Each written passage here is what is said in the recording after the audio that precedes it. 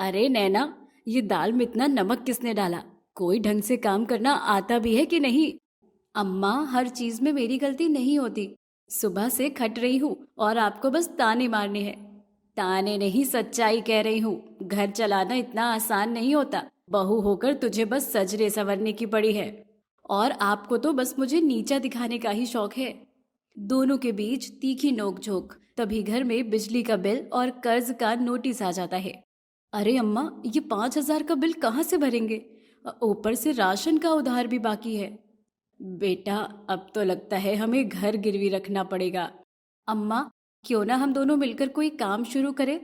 आपने हमेशा कहा है ना कि आपके हाथ की रोटी की खुशबू पूरे मोहल्ले को खींच लाती है। तो क्यों ना ढाबा खोला जाए, मैं और तू एक साथ। ये तो ऊँट के मुंह में जी रहा है। अरे हम दोनों तो 2 मिनट साथ नहीं रह सकते। मजबूरी ही इंसान को बड़ा बना देती है। अम्मा, पैसे की जरूरत है और आपका हुनर तो सब जानते हैं। अच्छा चल ठीक है, पर ढाबे का नाम क्या होगा? खुशियों की थाली, क्योंकि यहाँ हर प्लेट में सिर्फ खाना नहीं, खुशियाँ भी परोसी जाएंगी। दोनों सास बहू ढाबा खोलने की तय कर लेती हैं। सुबह सुबह सड़क किनारे एक छोटा सा लकड़ी का ढाबा, लाल पीली पेंटिंग से लिखा है खुशियों की थाली। पास ही एक चूल्हा जल रहा है। शांति देवी बेलन से रोटियां बेल रही है। नैना काउंटर सजाते हुए ग्लास और प्लेट रख रही है। अम्मा देखो, पहली बार हमारे नाम वाली तख्ती लगी है। कितना अच्छा लग रहा है ना? हाँ, अच्छा तो है, लेकिन ये सब तामझाम काम से नहीं, खाने से चलेगा।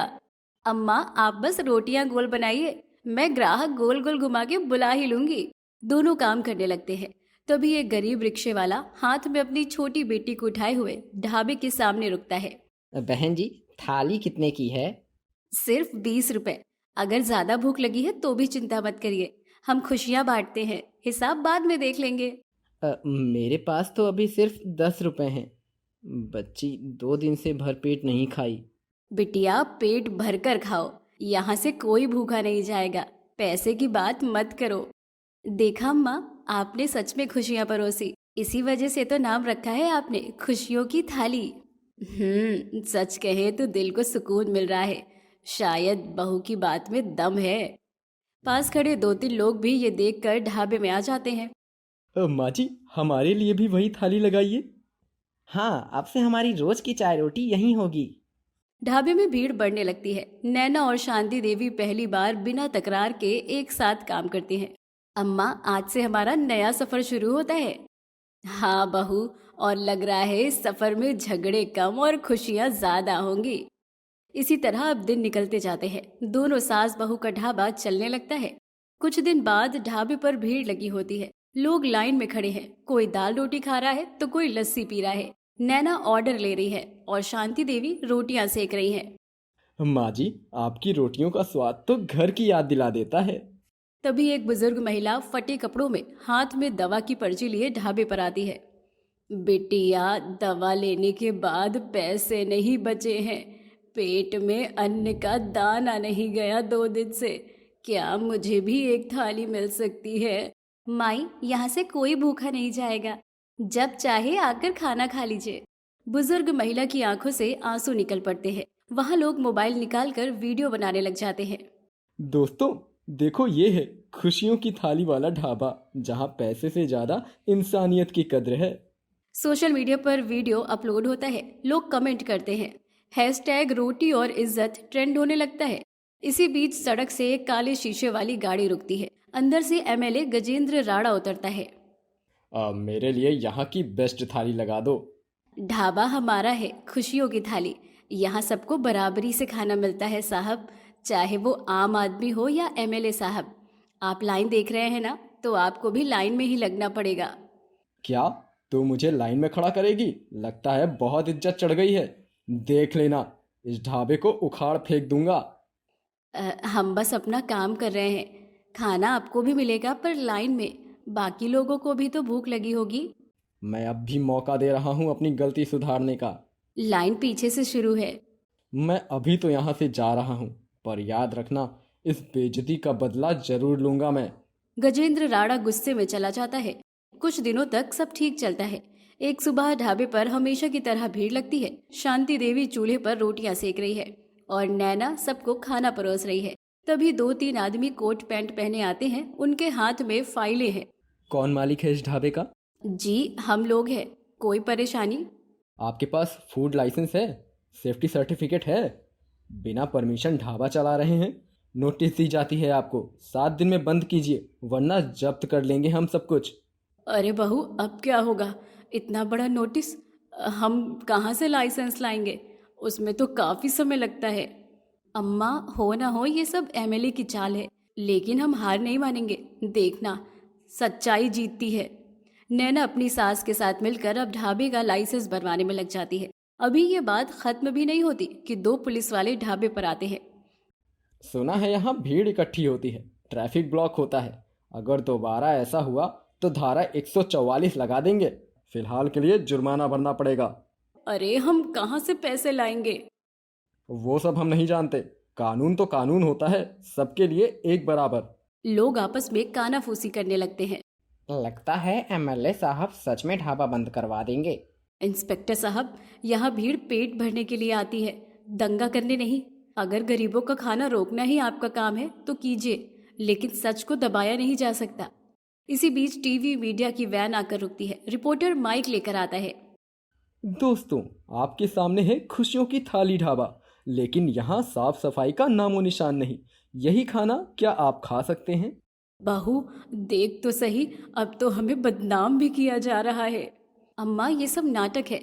एमएलए अपनी पावर का गलत इस्तेमाल कर रहा है, लेकिन हमें अपने लोगों पर भरोसा रखना होगा। पास खड़ा एक लड़का ग्राहक मोबाइल निकाल कर लाइव करता है। दोस्तों देखिए, ये वही ढाबा है जहाँ किसी गरीब को कभी भूखा नहीं लौटाया गया। एमएलए चाह कर भी इंसानियत को बंद नहीं कर सकता। हैशटैग रोटी और इज्जत ट्रेंड बनाइए।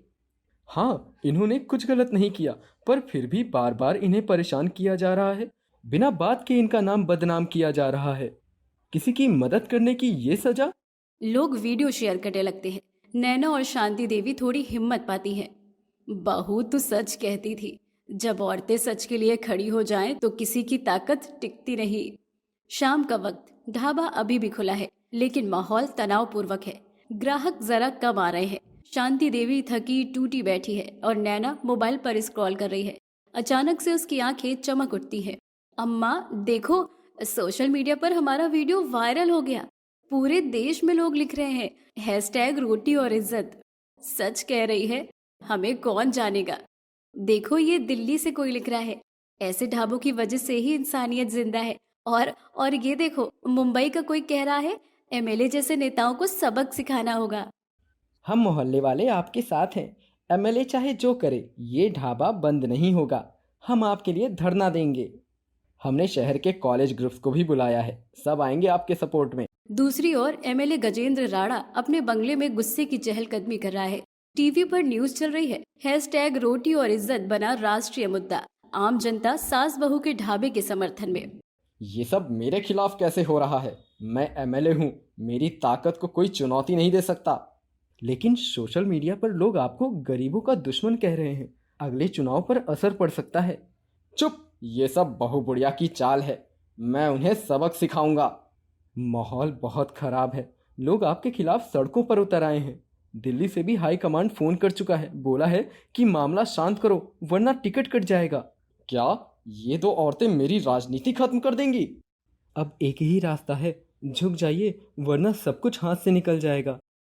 खुशियों की थाली ढाबा। ढाबे के बाहर बड़ी भीड़, मीडिया और गांव वाले जमा होते हैं। शांति देवी और नैना लोगों को खाना परोस रही होती है।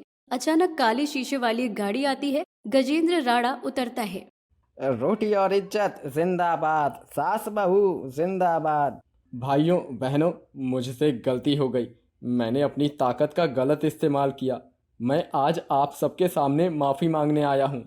एमएलए साहब, माफी जुबान से नहीं, काम से साबित होती है। अगर सच में पछतावा है तो ढाबे की इज्जत लौटाइए। एमएलए हेल्थ डिपार्टमेंट की लाइसेंस मंजूरी और पुलिस का नो ऑब्जेक्शन सर्टिफिकेट सबके सामने शांति देवी के हाथ में देता है। अब ये ढाबा पूरी तरह कानूनी है और मैं वादा करता हूँ कि अब किसी गरीब की रोटी पर कोई हाथ नहीं डालेगा। अरे बहू, तूने साबित कर दिया, जब औरतें एक हो जाए तो कोई ताकत उन्हें हरा नहीं सकती। अम्मा, ये जीत हमारी नहीं, हर उस इंसान की है जिसने इंसानियत का साथ दिया। खुशियों की थाली जहाँ पेट भी भरता है और दिल भी, दोनों सास बहू की जीत होती है और एमएलए को मुंह की खानी पड़ती है। मॉरल, जब औरतें एक हो जाएं तो ना कुर्सी का डर रहता है और ना ही ताकत का गुरूर। खुशियां बांटने वाले कभी हारते नहीं। गांव का चौक, चारों तरफ हलचल।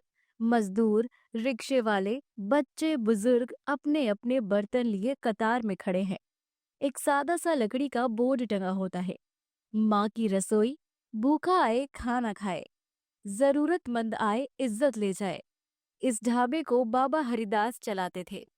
अरे भैया देखो तो सही, इतनी गम में भी यहाँ रोटी सब्जी मिल रही है, वो भी बस 10 रुपए में। अरे ऐसे ही लिख दिया होगा। आज के समय में अनाज का एक दाना भी सोने बराबर मिलता है। इतनी महंगाई में भला 10 रुपए में कहाँ ही कोई खाना खिलाता है। अरे जब लिखा है यहाँ तो खाना क्यों नहीं मिलेगा 10 रुपए में? देखो भीड़ भी कितनी लगी है ढाबे पर। अरे तुम समझ क्यों नहीं रहे हो? ये 10 रुपए में ढाबे पर ही बैठने देंगे। खाना खाने के लिए 150 तो लेंगे ही। और हमारी जेब तो खाली है, हम इतने पैसे कहाँ से लाएंगे? एक बार पूछने में क्या ही हर्ज है। वैसे भी इतनी भूख लग रही है, सुबह से काम करके थक गए हैं। घर पर जाएंगे तो खाना बनाना ही पड़ेगा। पत्नी भी मायके गई हुई है। चलो भाई, जब तुम्हारा मन नहीं मान रहा है तो क्या ही कर सकते हैं। चलो पूछ लेते हैं। दोनों ढाबे में जाते हैं। अरे एक काका सुनिए जरा, यहाँ लिखा है कि 10 रुपए में रोटी सब्जी मिलती है। ये क्या सच है?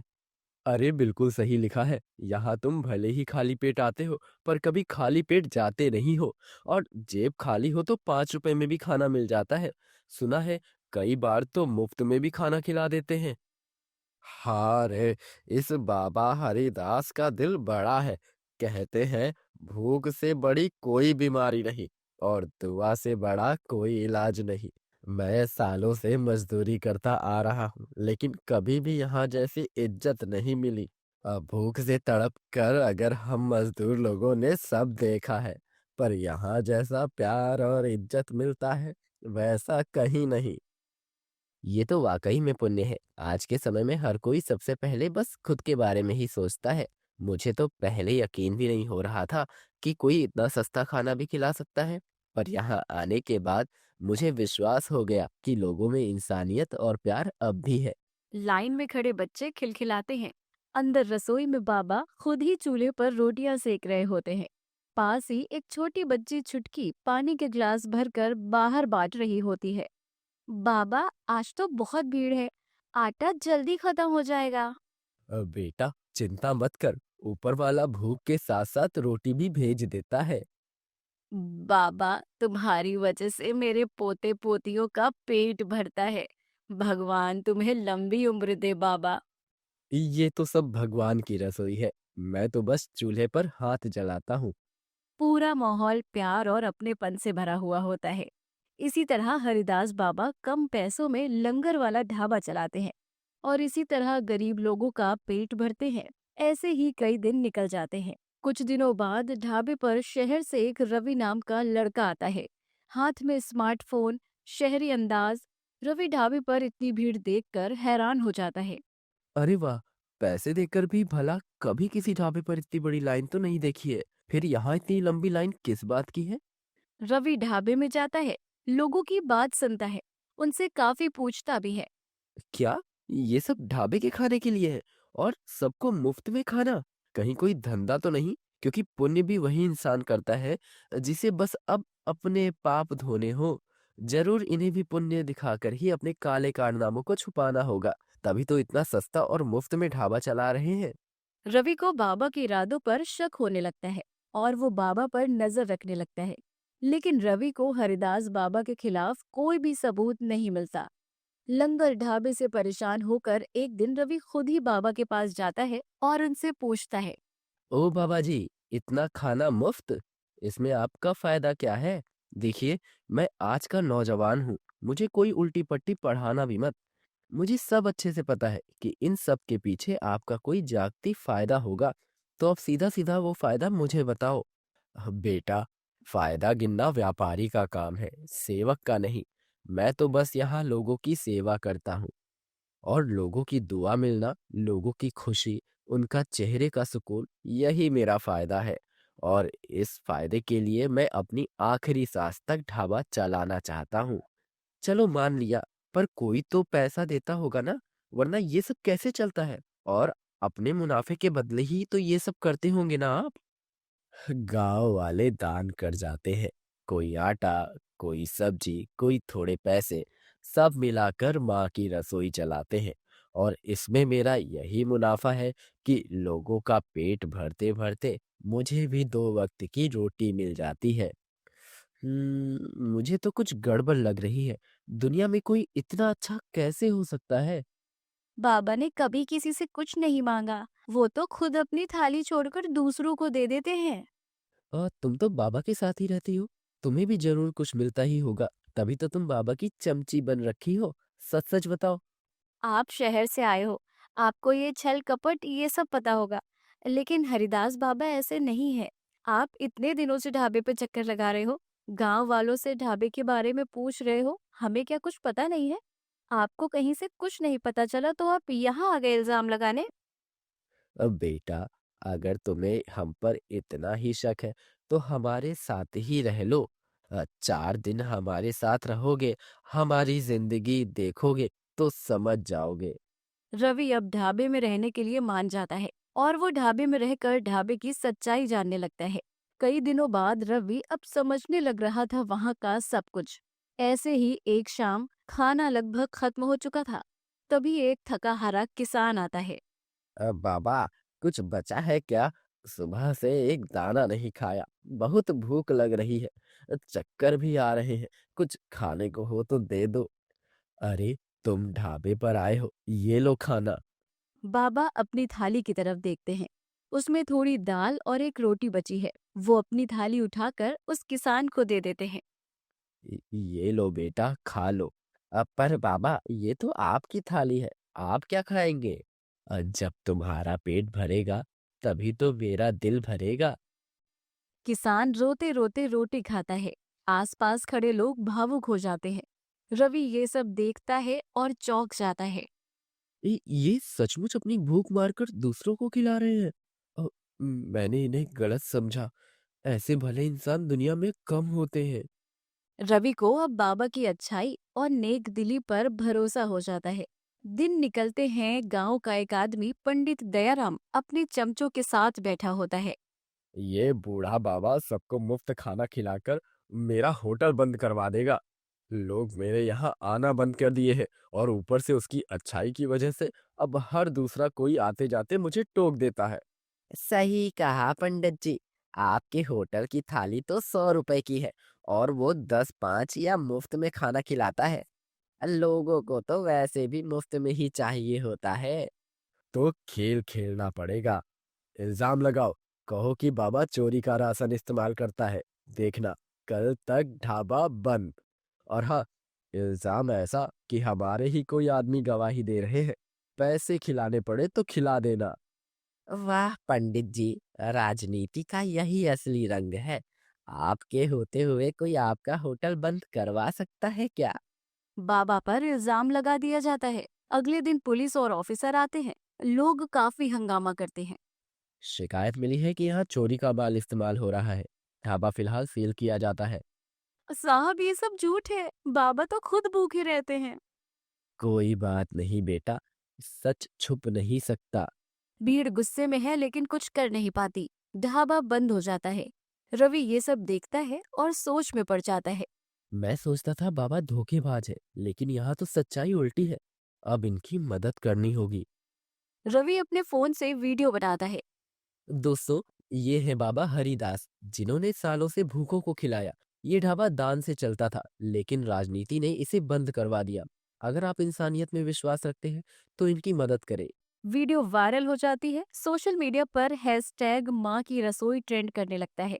लोग चारों तरफ से दान भेजते हैं। कोई आटा, कोई सब्जी, कोई पैसे, और साथ ही हर कोई अब बाबा की रिहाई चाहता है। और जनता की आवाज दबती नहीं। बाबा को रिहाई मिलती है, पर बाबा का मन जेल जाने के बाद दुखी रहता है, जिस कारण वो जल्दी ही दुनिया से अलविदा ले लेते हैं। रवि और छुटकी मिलकर बाबा के काम को आगे बढ़ाना चाहते हैं। कुछ दिनों बाद नया ढाबा खुलता है। बाहर बोर्ड लगा है, गरीब की थाली सिर्फ 5 रुपए और 10 रुपए में खाना, दान से चलती सेवा। रवि और चुटकी मिलकर खाना बांटते हैं। दीवारों पर बाबा हरिदास की फोटो लगी है। नीचे लिखा है, पेट भरना आसान है पर दिल भरना मुश्किल। बाबा ने दोनों किया। देखो भैया, बाबा का सपना फिर से जी उठा। हाँ चुटकी, अब ये ढाबा सिर्फ पेट नहीं दिल भी भरेगा। जिसके बाद वो ढाबा भी खूब चलता है। मॉरल: जिंदगी सिर्फ कमाने के लिए नहीं होती, बांटने से भी इंसान बड़ा होता है। शादी करके मानवी अपने बड़े अमीर ससुराल में चली आती है। मानवी के ससुराल में उसके सास ससुर मीनाक्षी दर्पण, पति अजीत, दो देवर महेश सुरेश और 3 ननंद रिया कोमल साक्षी, ये सब थे। मानवी का ससुराल काफी बड़ा और आलीशान है। मेरा ये ससुराल तो कितना बड़ा है।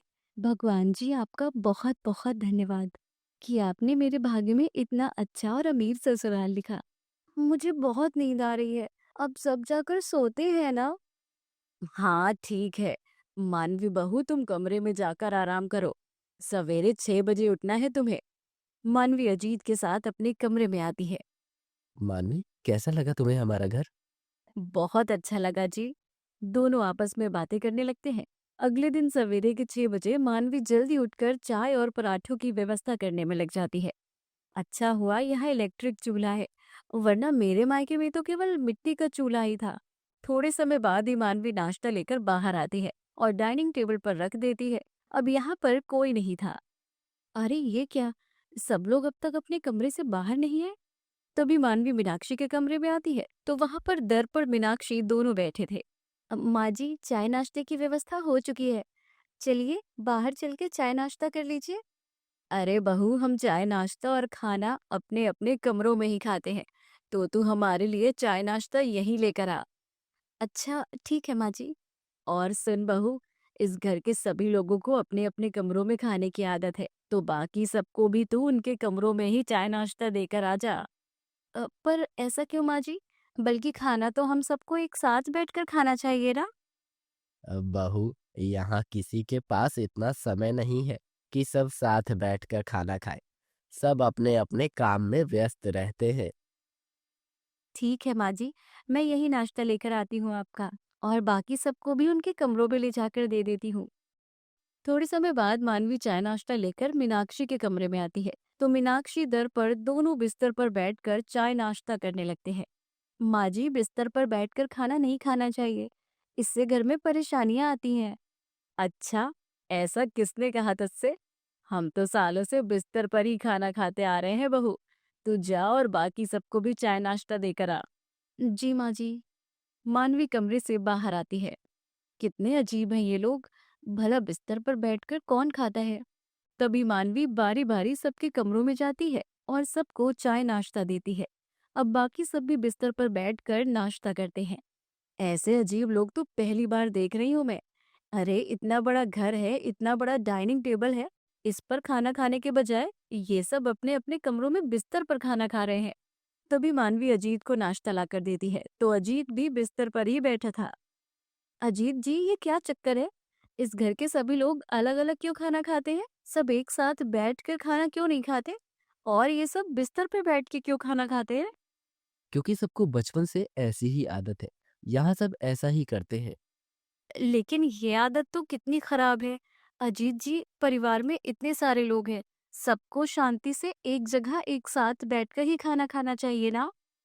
क्या करें अब मानवी, किसी को कहें तो कोई मानता नहीं। सबको आदत सी हो चुकी है, इसीलिए तुम भी इस बात को छोड़ो। हर एक के कमरों में जा जाकर तो हालत खराब हो जा रही है मेरी। पता नहीं आगे क्या क्या होगा अब। तभी मानवी बाहर आकर अकेले डाइनिंग टेबल पर बैठकर नाश्ता करने लगती है। थोड़े समय बाद सब अपने अपने कमरों से बाहर आते हैं। भाभी, हमारे कमरे में जूठे बर्तन पड़े हैं, उसे लेके आ जाना।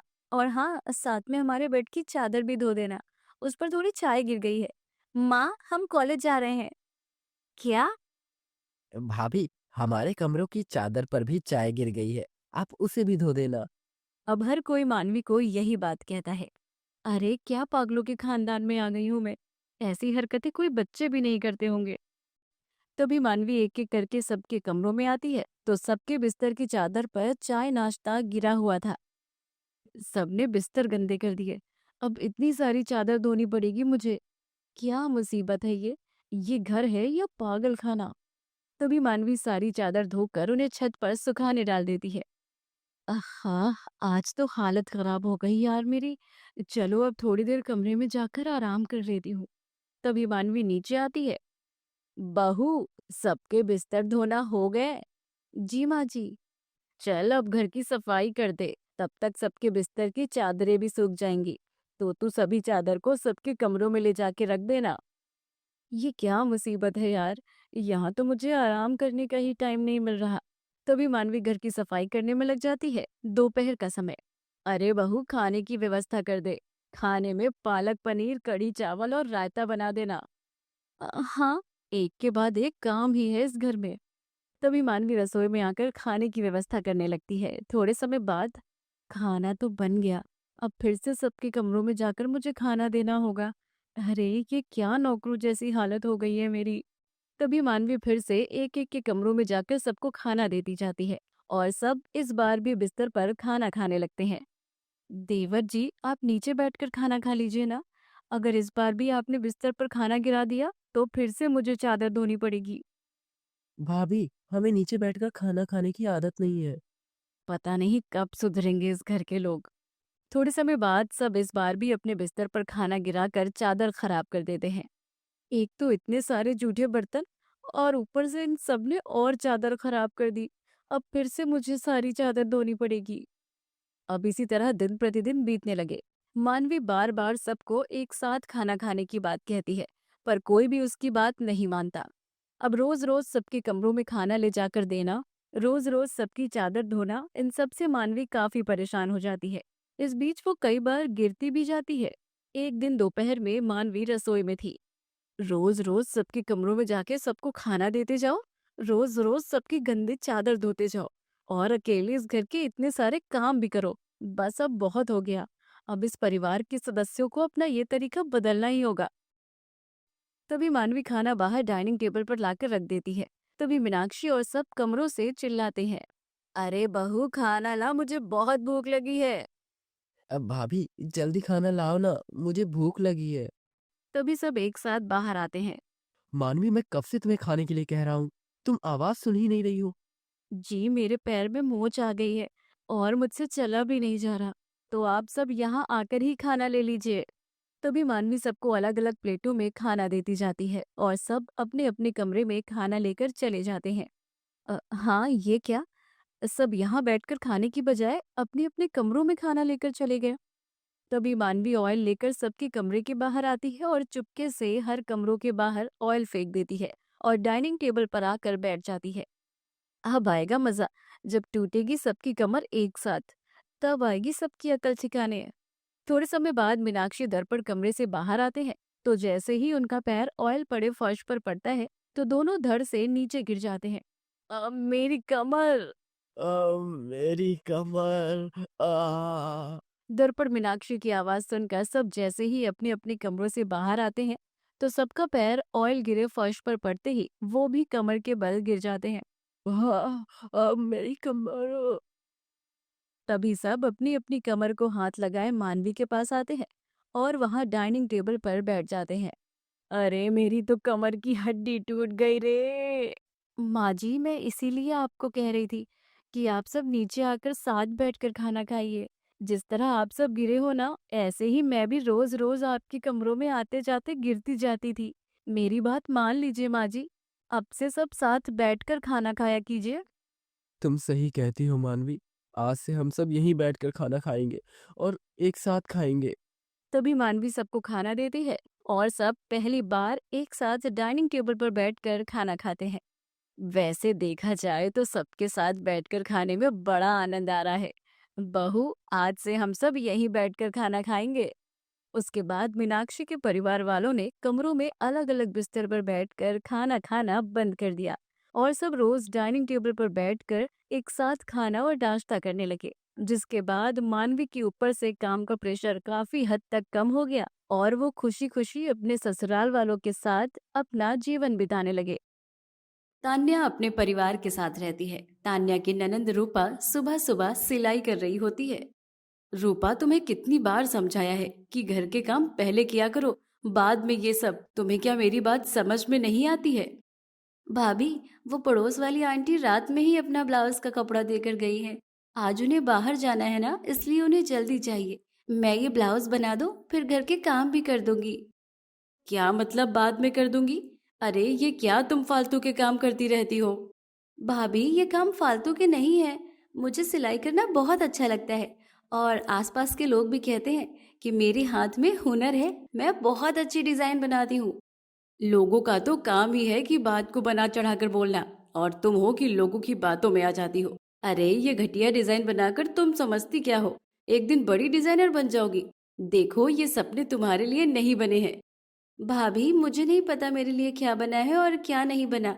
मैं बस मेहनत करती हूँ और जितना मुझसे हो पाता है मैं उतना करती हूँ। इस थर्ड क्लास सिलाई से तुम डिजाइनर बनने के ख्वाब देख रही हो? तुमने मेरे सब डिजाइनर कपड़े देखे हैं ना? वो होता है असली डिजाइन। तुम्हारी तरह दर्जी बनने को डिजाइनर नहीं कहते हैं। भाभी, आपको मुझसे कोई परेशानी है तो मुझे बताइए ना, लेकिन आप ऐसे रोज रोज मुझे मत सुनाया कीजिए। मुझे बिल्कुल भी अच्छा नहीं लगता है। तुम्हारा ठीक है, एक तो काम ना करो, ऊपर से ये भी चाहती हो कि तुम्हें कोई कुछ बोले ना। अरे मेरे दोस्तों को पता चला कि मेरी ननद दर्जी है तो पता भी है मेरी कितनी बेइज्जती हो जाएगी। भाभी, आप मेरी वजह से वैसे भी किसी दोस्त को घर नहीं बुलाती हो, तो किसी को क्या ही पता चलेगा। तभी तो बोल रही हूँ ये दर्जी बनना छोड़ दो। तुम्हारी तो कोई इज्जत है नहीं, मेरी क्यों बेइज्जती करवाने में लगी हुई हो? तान्या अपनी ननद को खूब खरी खोटी सुनाती है और फिर वहां से चली जाती है। रूपा बेचारी सिलाई करने लगती है। इसी तरह अक्सर तान्या अपनी नंद को सिलाई के लिए बहुत सुनाया करती है। कुछ दिनों बाद तान्या बहुत ही महंगी और डिजाइनर ड्रेस लेकर आती है और उसे पहनकर देखने लगती है। अरे वाह, ये तो बहुत सुंदर लग रहा है। हाँ भाभी, ये बहुत सुंदर है, लेकिन आपको थोड़ा ढीला नहीं लग रहा है क्या? अभी इसकी फिटिंग करनी है। देख रही हो ना, ये है डिजाइनर ड्रेस। तुम जो करती हो वो हर दूसरा दर्जी कर सकता है, लेकिन ऐसी डिजाइनर ड्रेस हर कोई नहीं बना सकता। हाँ भाभी, आप बिल्कुल सही कह रही हो, ये वाकई में बहुत अच्छी है। 2 दिन बाद मेरा एक बहुत बड़ा इवेंट हो रहा है। मुझे वहां पहनकर जानी है ये ड्रेस। वहां एक कंपटीशन है और मुझे पूरा विश्वास है कि इस ड्रेस को पहनने के बाद तो मैं ही जीतने वाली हूँ। भाभी, आप इतनी प्यारी लग रही हो, देखना आप ही जीतोगी। चलो फिटिंग के लिए दे देती हूँ। रेंट पर ले रही हूँ मैं ये ड्रेस। भाभी, मैं बना देती हूँ। आपने बाहर किसी से रेंट पे क्यों ली? अरे तुम तो चुप ही करो। तुम दर्जी हो, ब्लाउज सूट सलवार यही बना सकती हो, डिजाइनर ड्रेस नहीं। हटो, मैं जा रही हूँ फिटिंग के लिए। तान्या अपनी ड्रेस को फिटिंग के लिए दे देती है। 2 दिन बाद तान्या इवेंट के लिए अपने कपड़े और सामान पैक करती है कि तभी उसकी नजर उस डिजाइनर ड्रेस पर पड़ती है। अरे नहीं, ये कैसे हुआ? इस ड्रेसेस के बिना पार्टी में जाने का क्या होगा? और प्रतियोगिता कैसे जीतूंगी मैं? अब क्या करूं? इसे भी अभी फटना था क्या? तान्या काफी परेशान होकर वहीं बैठ जाती है। तभी उसकी ननंद कमरे में आती है। अरे भाभी, आपको जाना था ना, फिर आप यहाँ उदास क्यों बैठी हो? जल्दी जल्दी तैयार हो जाओ वरना लेट हो जाओगी। इतनी जल्दी जल्दी क्यों हो रही हो?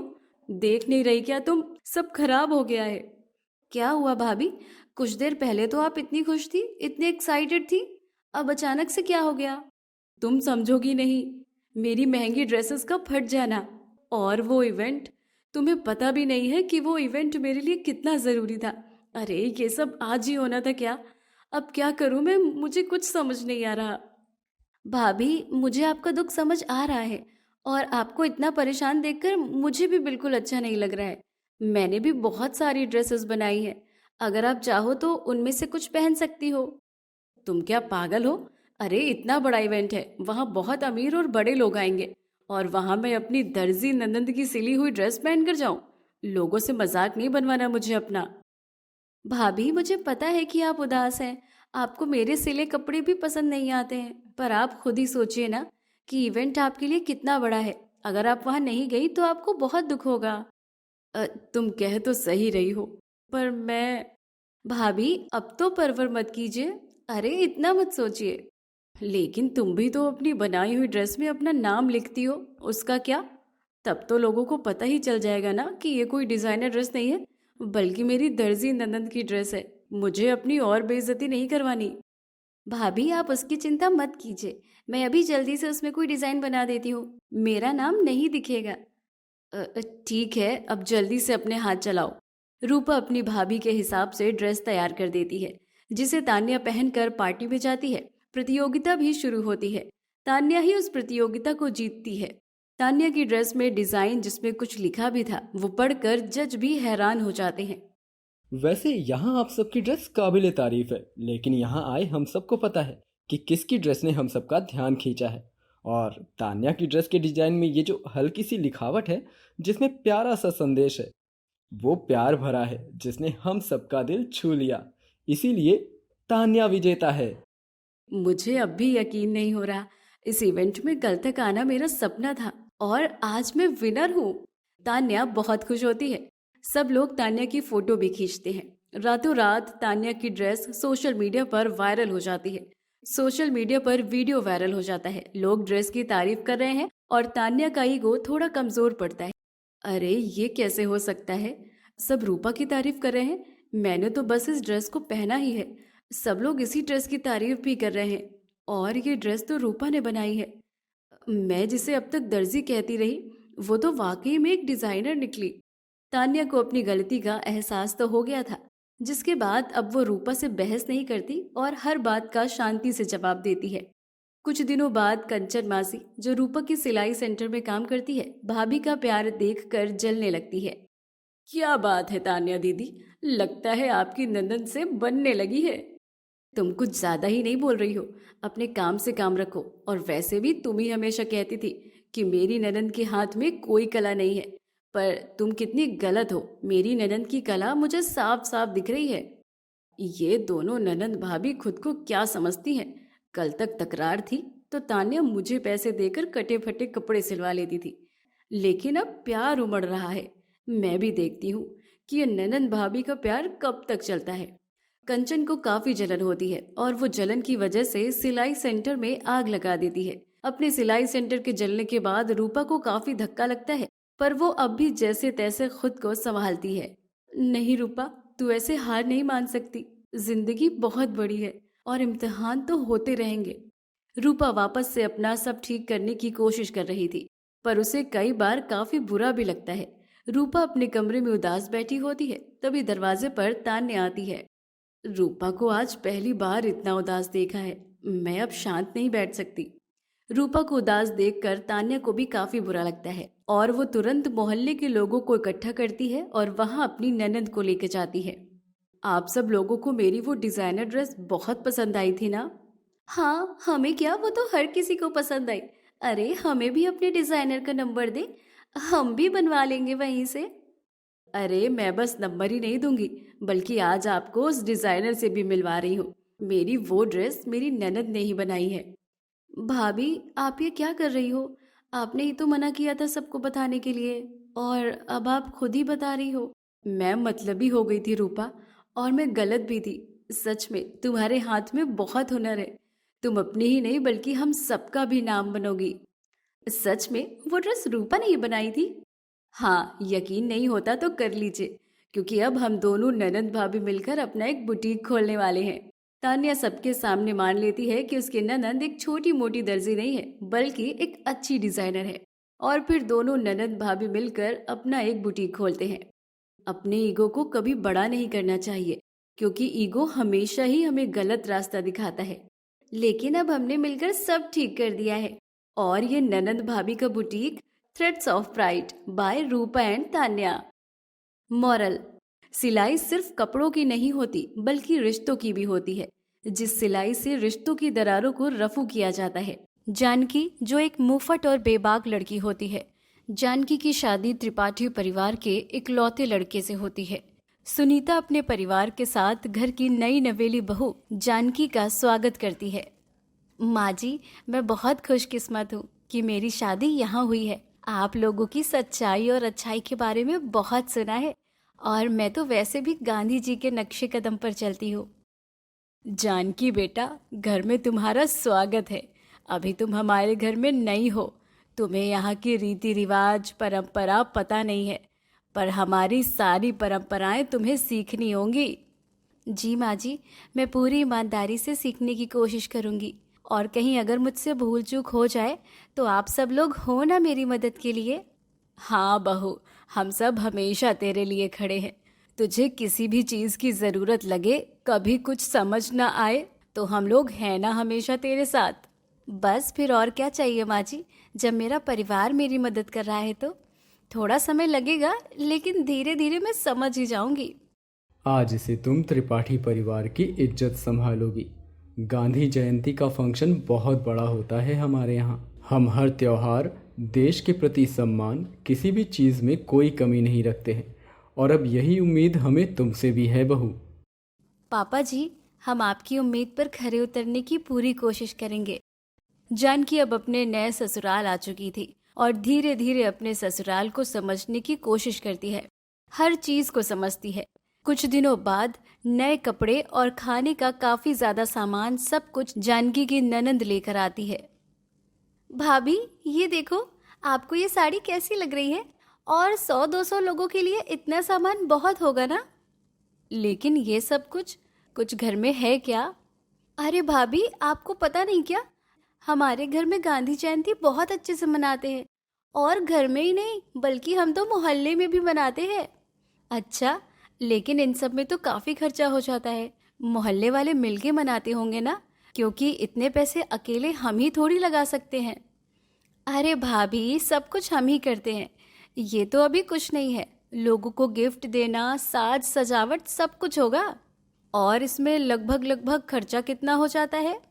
ज्यादा नहीं, 1-2 लाख। ये तो मेरी नजर में है, शायद इससे ज्यादा ही होता होगा। हाँ, ये ज्यादा नहीं है। अरे ये बहुत ज्यादा है। गांधी जी का तो मैं भी सम्मान करती हूँ, लेकिन गांधी जी नोट में ही अच्छे लगते हैं। उनके ऊपर इतने नोट उड़ने में नहीं। अरे भाभी, आप भी ना, हम जो चीज इतने सालों से करते हैं वो करेंगे ना। और आपको नहीं पता, लेकिन जब भी हम ऐसे करते हैं तो हमारा मोहल्ले में नाम भी बहुत होता है। सब हमारी बहुत वाहवाही भी करते हैं। अरे बस वाहवाही के लिए ये सब? नहीं, वो तो हमें भी अच्छा लगता है। भाभी, आप भी ये क्या लेकर बैठ गई? अरे गांधी जयंती आने वाली है, बहुत काम पड़े हैं। आपको मेरी मदद करनी है। कुछ तो गड़बड़ है। ये सिर्फ दिखावा लग रहा है। इतने पैसे कौन खर्च करता है भला? अब सीधा सीधा तो पूछ नहीं सकती। अगर पूछ भी लिया तो कोई जवाब नहीं देगा। हम काफी जरूरतमंद लोगों की मदद भी करते हैं। अच्छा, वो कैसे? अरे भाभी, बड़े बड़े अनाथालय से लोग आते हैं, हम उन्हें भी चैरिटी देते हैं, फंड देते हैं। वैसे लोगों को भले ही लगे कि हम ये सब दिखावा कर रहे हैं, पर हम जानते हैं कि ये कोई दिखावा नहीं है, बल्कि ये हमारी इच्छा है। ये तो बहुत अच्छी बात है, लेकिन अच्छा भाभी, ये फ़ोन थोड़ा बिजी है, मत पूछना। इस पर बार बार कॉल आ रहे हैं। मुझे तो काफ़ी काम है, पर आप किसी का कॉल आए तो फ़ोन मत उठाना। फ़ोन सबका है और हम इतना बड़ा प्रोग्राम कर रहे हैं। अगर किसी ने काम के लिए फ़ोन किया तब तो उठाना ही पड़ेगा ना। नहीं भाभी, आप रहने दीजिएगा। घर में से किसी को बोल दीजिएगा, वो बात कर लेगा। अच्छा, मुझे बहुत काम है, अभी मैं जा रही हूँ, आप अपनी साड़ी देख लीजिएगा। जानकी को अपने ससुराल वालों की इस हरकत पर अब शक होने लगता है और वो अकेले में खुद से बात करते हुए कहती है, इतना बड़ा प्रोग्राम, वो भी आज के समय में? आज तो कोई किसी को मुफ्त में पानी तक नहीं देता, और यहाँ इतना बड़ा प्रोग्राम, वो भी इतना आलीशान। वैसे मुझे पता तो नहीं है कि सच में कोई गड़बड़ है या नहीं, लेकिन मेरा अनुभव तो यही कह रहा है और मैं गांधी जी के रास्ते पर ही चली हूँ, तो अब मुझे सच का पता लगाना ही पड़ेगा। पता तो चले आखिर माजरा है क्या। जानकी अपने शक को पक्का करने या फिर उसे मिटाने के लिए अब और इस बारे में पता करने लगती है। रात के समय जानकी अपनी ननंद के कमरे में चुपके से जाती है। ये हो गया दीपा का फोन हैक। अब इसमें जो भी मैसेज आएंगे वो सब मुझे पता चल जाएंगे। तभी वहां दीपा आ जाती है। भाभी, आप यहाँ क्या कर रही हो? सब ठीक है ना? बस सच पता करना है।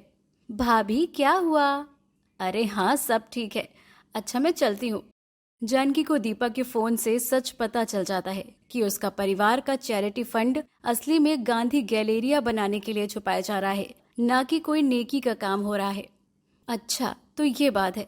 यहाँ तो दाल काली नहीं बल्कि मेरे ससुराल वालों की ही शक्लें काली हैं। जानकी को सब पता चल जाता है और अब वो इस बारे में और जानकारी इकट्ठा करने लगती है। पड़ोसन मीरा के पास जाती है। आंटी सुनिए, गांधी जयंती का फंक्शन कैसे आयोजित होता है? वो दरअसल मेरे ससुराल वाले करते हैं। मैं तो नई बहू हूँ, मुझे ज़्यादा पता नहीं है ना। अरे बेटा, सब सोचते हैं कि चैरिटी हो रही है, पर असली पैसा त्रिपाठी गैलेरिया में जा रहा है। पता सबको होता है, लेकिन कोई बोलता नहीं है। जानकी को आस पड़ोस के लोगों से कई सारी बातें पता चलती हैं। शाम का समय जानकी अपने घर के नौकर रामू के पास जाती है। आज पापड़ का टेस्ट थोड़ा ऑफ है, रेसिपी गायब है। रामू काका, ईमानदारी सबसे अच्छी नीति है। रेसिपी बताएंगे तो सब सुरक्षित रहेगा। मैं कुछ समझा नहीं बहू रानी। ये गांधी जयंती के फंक्शन के पीछे क्या बात है? वो दरअसल काका, आपका नाम नहीं आएगा, आप बताओ। जानकी की जासूसी हर जगह काम आती है। अब जानकी को अपने ससुराल वालों के बारे में सब कुछ पता चल गया था। रात के समय जानकी स्टडी रूम में आती है। यहीं पर होना चाहिए सबूत। डोनेशन फंड का ब्रेकडाउन और मॉल का प्लान। अगर वो मेरे हाथ लग गया तब इनकी गांधी जयंती मैं मनाती हूँ। जानकी सबूत ढूंढने लग जाती है। तभी वहां जानकी के ससुर आते हैं। बहू, तुम यहाँ क्या कर रही हो? अरे पापा जी, कल आपको कॉफी दी थी ना, कप लेना भूल गई थी, बस वही लेने आई हूँ। मिल ही नहीं रहा। अरे बहू, टेबल के पास होगा। जानकी टेबल के पास जाती है तो उसे फाइल भी मिल जाती है। अपने ससुर के जाने के बाद जानकी फाइल की एक कॉपी निकाल लेती है। ये देखो, मिल गया सबूत भी। भले ही ये मेरे ससुराल वाले हैं, लेकिन मैं गलत और सही में फर्क जानती हूँ, और यहाँ ये लोग गलत है। मेरा फर्ज है गलत को सही रास्ता दिखाना। जिस दिन की वजह से ये सब हो रहा था, अब वो दिन भी आ जाता है। आज गांधी जयंती थी।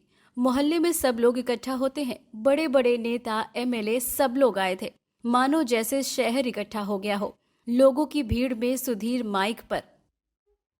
भाइयों और बहनों, आज उन महान व्यक्तित्व का जन्मदिन है जिनकी वजह से हमारे देश को आज़ादी मिली थी।